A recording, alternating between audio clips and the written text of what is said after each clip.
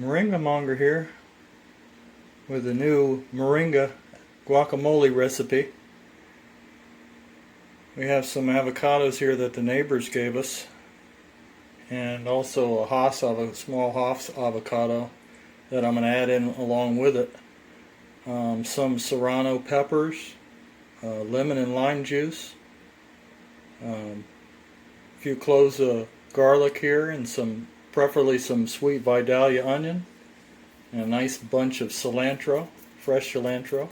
And the only thing you need to go in it is some salt, pepper, and the moringa powder, fresh moringa powder. This is basically all the ingredients that are going into this. And I'm going to go ahead and chop all this up and put it in the blender, and I'll be back and give you the finished product here. New Moringa Guacamole recipe. Hope you enjoy it. Okay, we're back with the finished product after blending everything up. And this is the Moringa Guacamole. You can serve it up with your favorite chips. Put it in your tacos. Eat it just like it is, which I just finished licking the bowl. And it is delicious.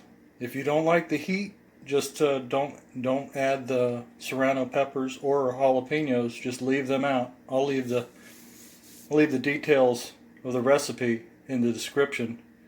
Like, share, and subscribe. Have an awesome day.